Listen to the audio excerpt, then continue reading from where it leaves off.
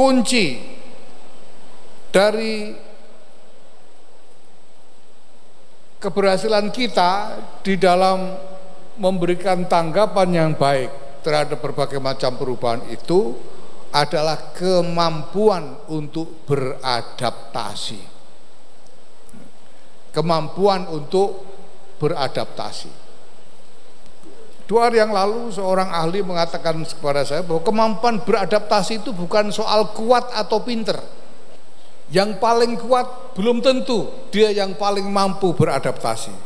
Yang paling pinter belum tentu juga dia yang paling bisa beradaptasi. Ya. Assalamualaikum warahmatullahi wabarakatuh.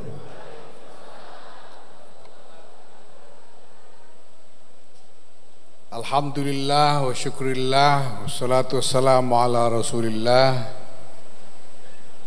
Sayyidina Maulana Muhammadin ibn Abdullah wa ala alihi wa sahbihi wa mawala.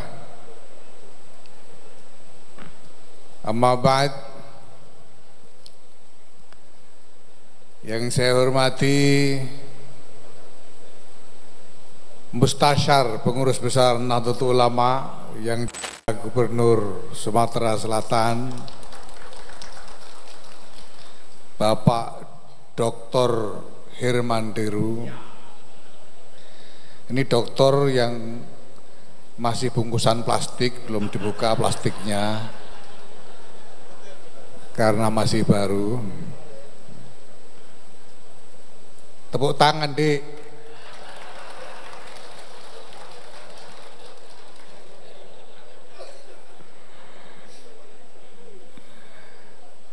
Iya.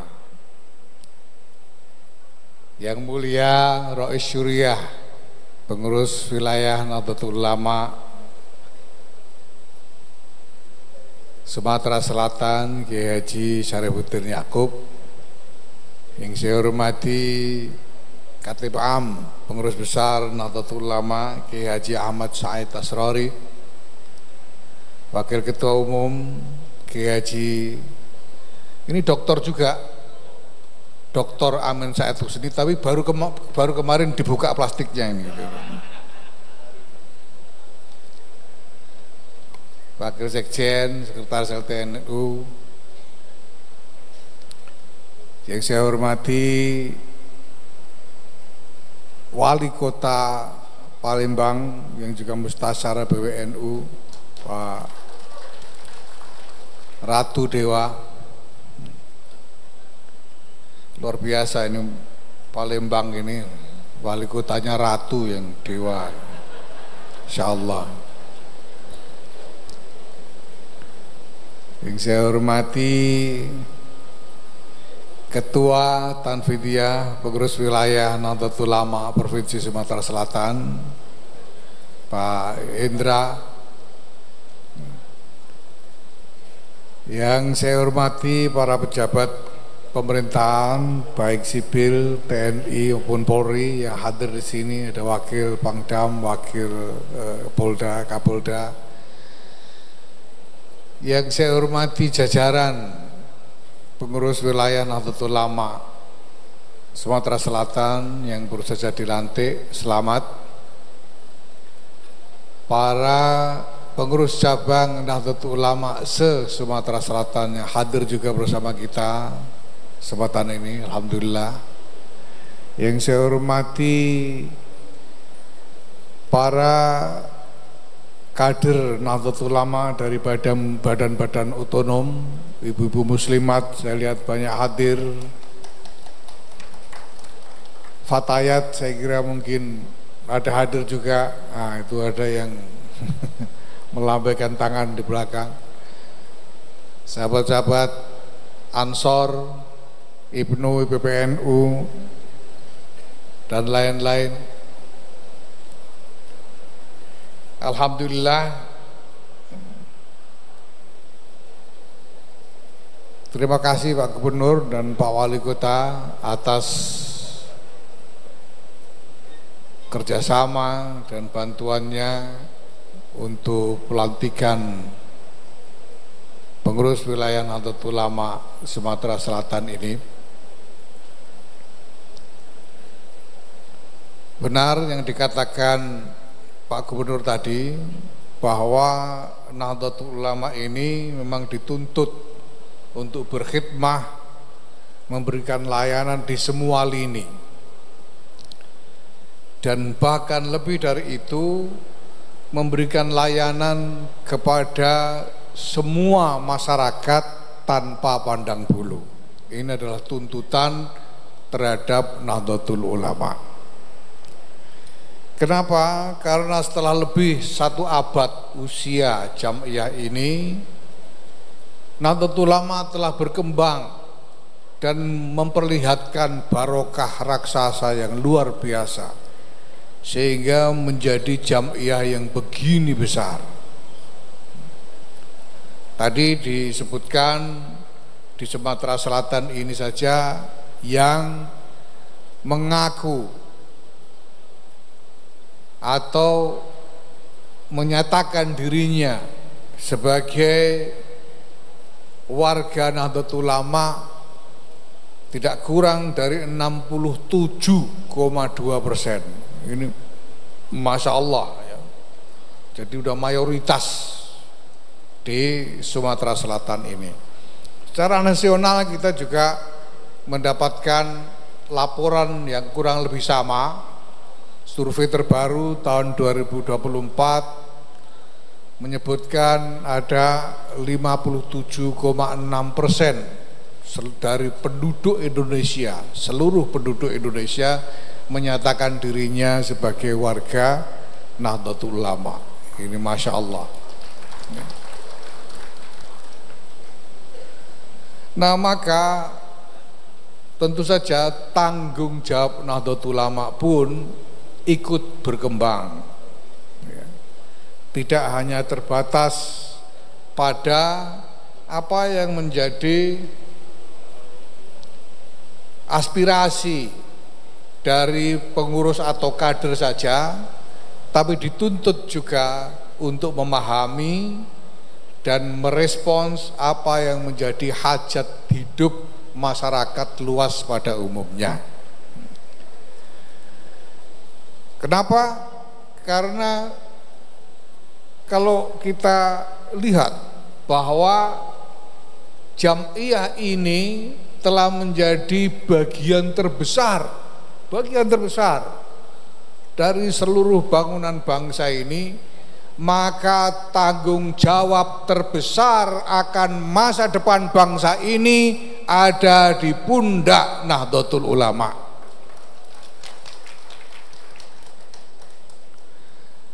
Kalau ada apa-apa, yang ditunjuk duluan adalah Nahdlatul Ulama, yang harus bekerja paling keras untuk mengupayakan maslahat bagi semua, bagi seluruh bangsa adalah Nahdlatul Ulama. Karena kita telah menjadi bagian yang sangat besar dari bangsa ini. Itu sebabnya Bapak Ibu sekalian, kita juga harus sungguh-sungguh tanggap dan antisipatif terhadap dinamika masyarakat secara umum yang jelas-jelas kita lihat dan semua orang menyatakan mengalami berbagai macam perubahan dengan cepat sekali, terutama perubahan teknologi, perubahan di dalam soal-soal ekonomi dan kemasyarakatan, berkembang dengan cepat sekali. Sekarang misalnya setelah belum lama kita ini mengenal gadget-gadget digital itu, ya, tiba-tiba sekarang muncul artificial intelligence yang merajalela di mana-mana. Ya. Ini mungkin yang tua-tua seperti Roy Surya ini mungkin agak gugup karena mungkin beli HP-nya belum lama sebetulnya. Dia harus minta tolong putranya, sekarang harus berhadapan dengan artificial intelligence. Ini Masya Allah.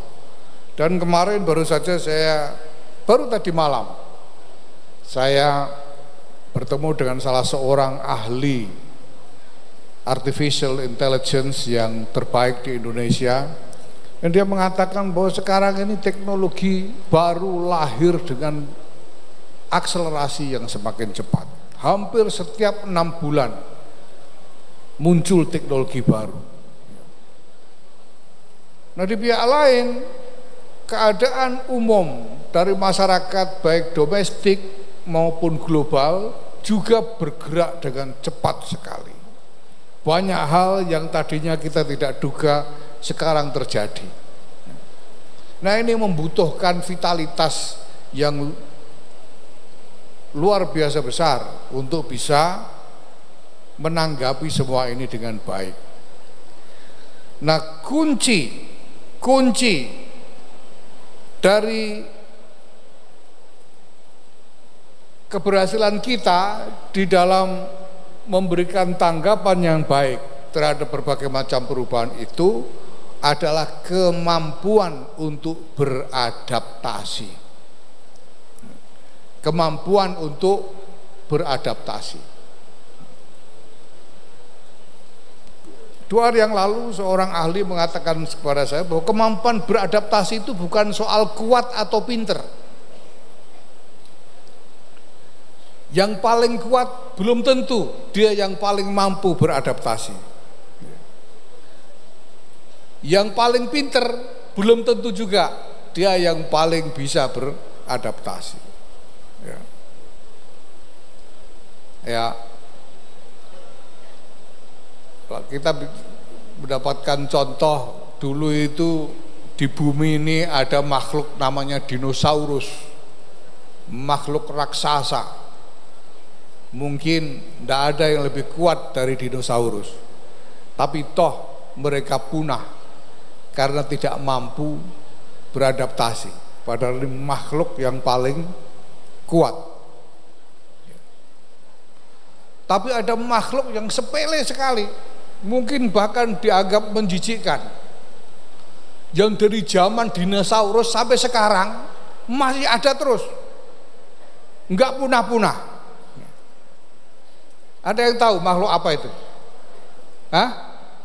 Kecoa. Ini luar biasa. Itu makhluk yang sepele dan mungkin dianggap menjijikkan, ya, tapi bertahan dari zaman dinosaurus sampai sekarang.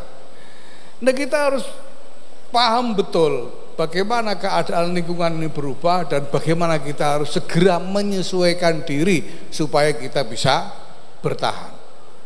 Karena di tengah gejolak-gejolak perubahan seperti sekarang, bertahan ini yang paling penting.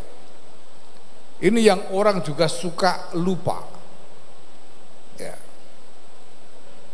Nah, itulah sebabnya Bapak Ibu sekalian saya hormati, sejak awal Pengurus Besar Nahdlatul Ulama membangun agenda-agenda transformasi untuk konsolidasi organisasi ini supaya kita mampu bertahan. Ya. Itu meliputi banyak hal, termasuk konsolidasi dalam hal tata kelola organisasi, konsolidasi sumber daya, konsolidasi agenda-agenda. Baru 2 hari yang lalu Wakil Ketua Umum Dr. Amin Said Husni ini menemukan satu aplikasi artificial intelligence yang baru, ya. Dan kemudian dia coba minta kepada AI itu rekomendasi tentang langkah-langkah yang harus dilakukan oleh Nahdlatul Ulama. Keluarlah rekomendasi dari AI itu, ya. Lengkap, ada berapa halaman, panjang sekali. Dan hebatnya Bapak Ibu sekalian, isi dari rekomendasi artificial intelligence itu persis dengan desain agenda konsolidasi Pengurus Besar Nahdlatul Ulama. Tepuk tangan, Dik. Bukan sekedar untuk menepuk tangani pidato saya, tapi untuk mengenang Allah yarham Kiai Amiruddin Nahrawi. Tepuk tangan, Dik. Jadi Bapak Ibu, sebetulnya selama ini PBNU sudah berpikir laksana artificial intelligence karena hasilnya sama. Nah, kita juga yang sangat penting juga melakukan transformasi dalam mendudukkan NU di tengah konstelasi masyarakat ini. Bapak Ibu, kalau kita belajar tentang sejarah NU, kita mengerti bahwa Nahdlatul Ulama ini dalam berbagai era menempatkan diri dalam posisi yang berbeda-beda. Dulu Nahdlatul Ulama itu pernah menjadi partai politik tahun 55. Pemilu dapat suara 18%. Di Sumsel menang nggak tahun 55 itu? Hah? Muktabarnya ada di sini. Keputusan untuk menjadi partai politik itu dibuat dalam muktamar di Palembang. Ini luar biasa. Tahun 1952. Ini luar biasa. Jadi parpol. Sampai pemilu 71 masih parpol. Hingga kemudian tahun 79 NU menyatakan kembali ke khitoh dalam muktamar ke-26 di Semarang. Lalu tahun 84 muktamar ke-27 diputuskan rumusan tentang apa itu khitoh Nahdliyah. Berubah posisi dari parpol menjadi bukan parpol. Ketika bukan parpol ini, Nahdlatul Ulama kemudian menjadi semacam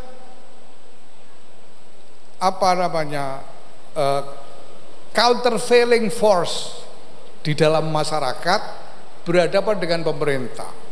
Di dalam teori-teori sosiologi dan politik ini mungkin disebut sebagai kelompok penekan. Sebagai kelompok penekan. Itulah sebabnya kemudian misalnya Gus Dur, Kiai Haji Abdurrahman Wahid sebagai ketua umum waktu itu banyak melakukan atau membangun wacana publik ya, untuk ya katakanlah berdialog dan sering juga mengkritik kepada pemerintah karena kedudukan Nahdlatul Ulama sebagai kelompok penekan itu. Nah Bapak Ibu yang kami hormati, sekarang Nahdlatul Ulama sudah menjadi begini besar, begini besar. Maka sebetulnya dan pemerintah tahu, pasti tahu karena ini gubernur juga tahu kalau di Sumatera Selatan NU 67,2% tuh. Saya yakin Presiden Republik Indonesia juga tahu bahwa di seluruh Indonesia ini NU 57,6%. Maka pemerintah tidak perlu diminta, pasti akan memperhatikan aspirasi dan hajat dari warga Nahdlatul Ulama yang merupakan sebagian besar dari masyarakat. Nah ini membutuhkan pemikiran kita tentang bagaimana yang lebih tepat. Itulah sebabnya kita menyatakan sejak awal bahwa Nahdlatul Ulama tidak boleh lagi ikut serta di dalam kompetisi politik untuk kekuasaan. Nahdlatul Ulama tidak boleh ikut-ikutan rebutan jabatan kekuasaan. Nahdlatul Ulama tidak boleh berhadapan dengan pemerintah sebagai saingan, itu tidak boleh. Posisi yang lebih tepat untuk Nahdlatul Ulama adalah menempatkan diri sebagai penyangga dari hajat hidup masyarakat dan rakyat banyak di dalam kaitannya dengan agenda-agenda pemerintah yang diperuntukkan bagi rakyat. Kedudukan Nahdlatul Ulama adalah membantu memastikan bahwa agenda-agenda program-program yang dibangun oleh pemerintah dengan segala perencanaannya, dengan segala anggarannya, bahwa maslahat, manfaat, maslahat dari akidah dan program itu sungguh-sungguh sampai kepada rakyat yang membutuhkan, membantu pemerintah menghantarkan manfaat dan maslahat dari agenda-agenda pemerintah agar sungguh-sungguh sampai kepada rakyat. Maka Nahdlatul Ulama kemudian dengan sangat aktif membangun kerjasama dengan pemerintah dalam hal ini. Sekarang PBNU sudah punya MOU dengan hampir semua kementerian, badan dan lembaga pemerintahan. Bahwa kita punya kerjasama dengan, termasuk misalnya dengan Badan Gizi Nasional, termasuk misalnya dengan dengan kementerian yang lain seperti Kementerian Agama, Kementerian Tenaga Kerja, ya, Kementerian Tenaga Kerja Migran, ya, kalau tidak salah, sampai dengan kementerian-kementerian yang lain. Ya. Nah, dan baru hari Selasa yang lalu tanggal 24 Juni saya diberi kesempatan untuk menghadap Presiden Republik Indonesia Bapak Prabowo Subianto, dan beliau memberikan restu untuk kerjasama NU dengan pemerintah ini di berbagai bidang, dan bahkan meminta supaya Nahdlatul Ulama bekerja dengan sungguh-sungguh di dalam kerjasama tersebut. Ini tantangan yang luar biasa buat Nahdlatul Ulama, pekerjaan yang besar sekali. Nah, kita juga sangat progresif di dalam berusaha menyesuaikan diri dengan perkembangan teknologi seperti yang tadi saya sebut. Sekarang kita sudah punya platform digital untuk organisasi yang kita sebut dengan Digdaya, Digital Data dan Layanan NU. Ini cabang-cabang udah pakai semua, Sumsel, sudah ya, sudah tahu rasanya, sudah tahu enaknya toh.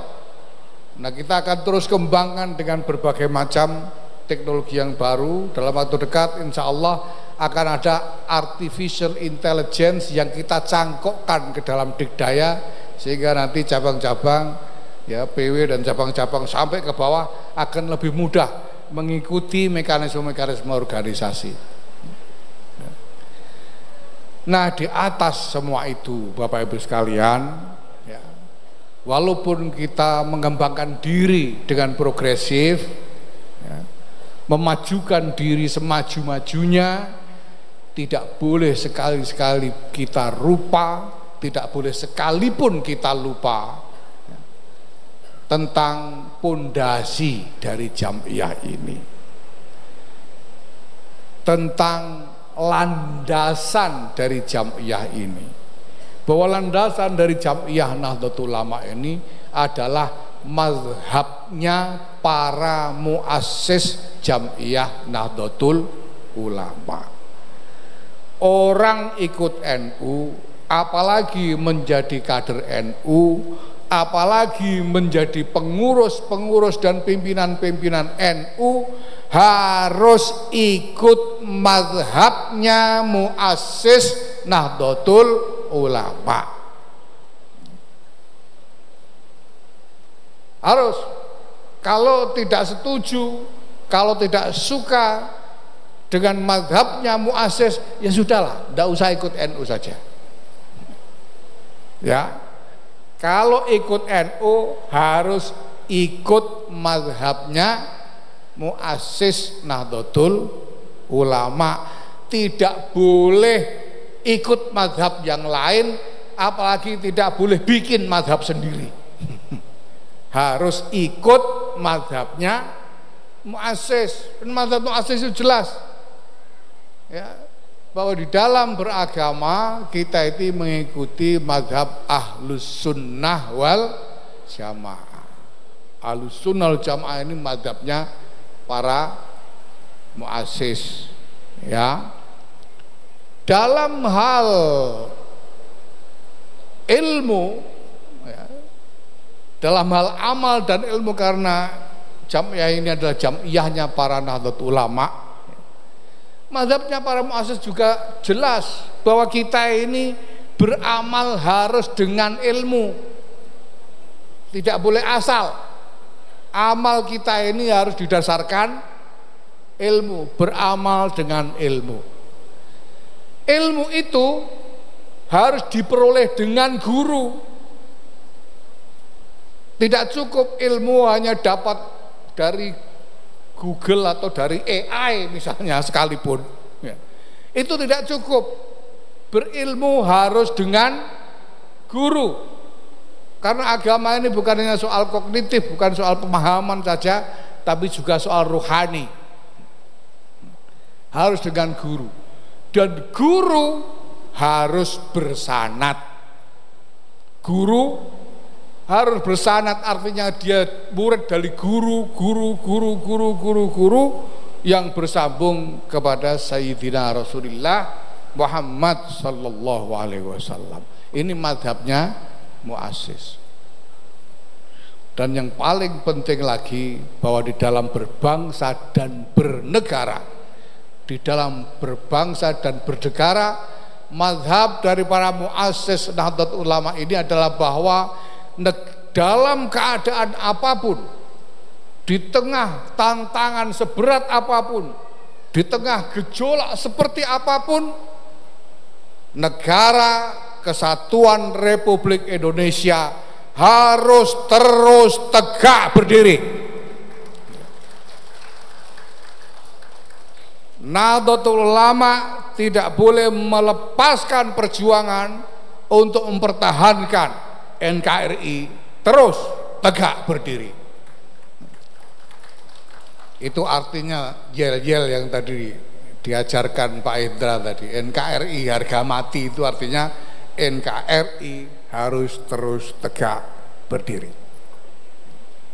Kadang-kadang kita ini lupa di tengah perdebatan masyarakat tentang berbagai macam isu, tentang berbagai macam ideologi. Ada soal demokrasi, lingkungan hidup, soal emansipasi perempuan, soal macam-macam. Kita lupa satu hal, yaitu bertahannya negara bangsa ini, bertahannya NKRI. Di tengah-tengah keadaan dunia seperti hari ini yang penuh dengan kesulitan, kita semua harus menyatukan langkah, menyatukan hati, ya, untuk berjuang bagi tegaknya, terus tegaknya NKRI, bagi bertahannya NKRI menjalani, melewati segala macam cobaan. Ini juga tanggung jawab besar bagi Nahdlatul Ulama sebagai komunitas yang paling besar di tengah warga bangsa.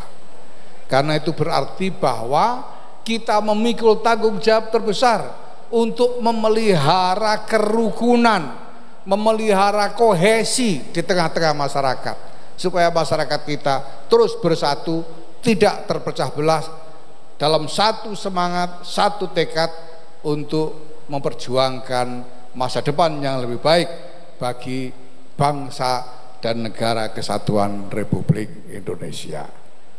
Bapak Ibu sekalian yang saya hormati, kalau memikirkan berbagai macam tanggung jawab yang ada di depan mata, saya kira mungkin banyak di antara kita merasa sekurang-kurangnya ngeri-ngeri sedap. Tanggung jawab begitu besar.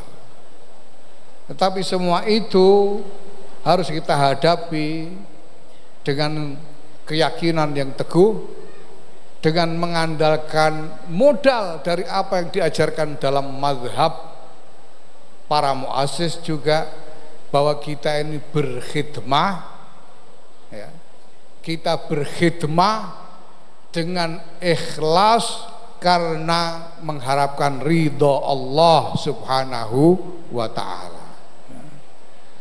Ya, maka tidak salah kalau kita menunjuk sebagai mustasyar Dr. Herman Deru tadi, karena nasihatnya juga jelas bahwa kita harus berkhidmah dengan ikhlas.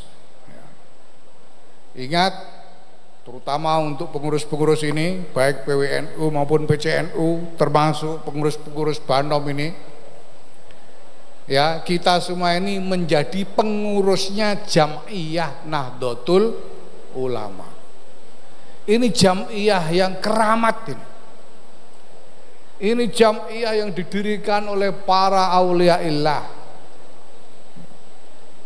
Ini jam'iyah yang kalau orang Jawa bilang malati. Di sini ada ketua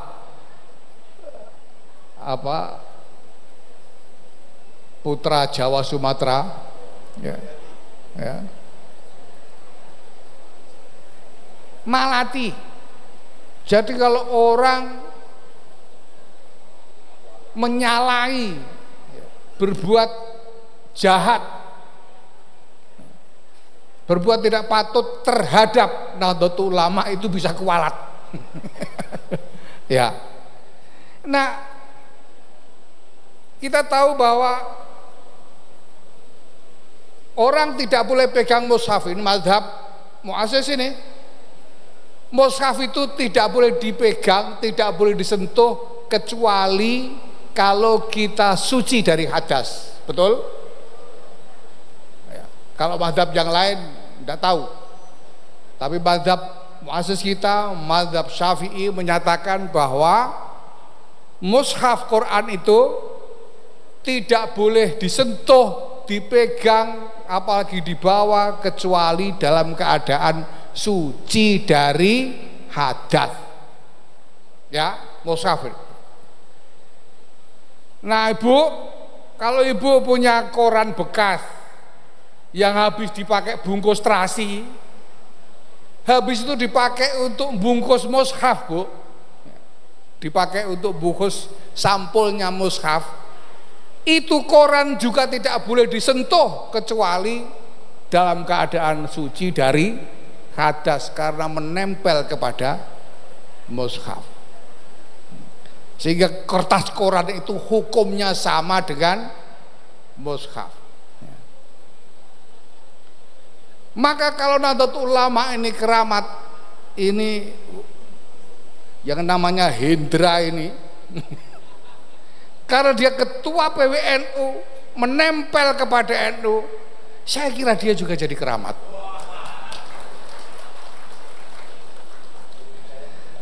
Tapi hati-hati, kalau sampai orang sudah menjadi pengurus NU, sudah menempel kepada NU, tapi bertindak tidak sepatutnya, belum bertindak, punya niat yang tidak sepatutnya, lihat saja akibatnya nanti. Lihat akibatnya nanti. Apalagi bertindak, punya niat yang tidak sepatutnya menjadi pengurus NU, lihat akibatnya. Karena Nahdlatul Ulama ini bukan sembarang jam'iyah, tapi jam'iyah yang oleh Hadratus Syekh disebut al-jam'iyah al-mubarakah al-mausumah binahdlatil ulama. Maka saya mengajak kepada seluruh jajaran pengurus NU, kader-kader NU, marilah kita menata hati kembali, menata niat kembali, menghadapkan lahir batin kita kepada pengabdian karena mengharapkan ridha Allah Subhanahu wa ta'ala. Soal yang lain nanti Allah sendiri yang mengurus. Karena kita percaya wasiatnya Sayyidina Umar Ibn Khattab kepada putra beliau Abdullah Ibn Umar radhiyallahu anhuma, ketika Sayyidina Umar mengatakan, "Idza akhlasta niyataka lillah kafallahu ma bainaka wa bainan nas." Kalau niatmu bersih karena Allah, urusan manusia Allah sendiri yang bereskan. Urusanmu dengan manusia yang lain, mereka mau salah paham, mereka mau berprasangka buruk, mereka mau apa, Allah sendiri yang akan membereskan. Kalau memang niatmu bersih karena Allah Subhanahu wa ta'ala. Mari kita semua menata hati, menata niat kita ya, untuk ke depan berkhidmah karena Allah, berkhidmah untuk kemaslahatan semua, untuk kemaslahatan warga, masyarakat dan bangsa Indonesia tercinta. Insyaallah. Wallahul muwaffiq ila aqwamit thariq. Wassalamualaikum warahmatullahi wabarakatuh.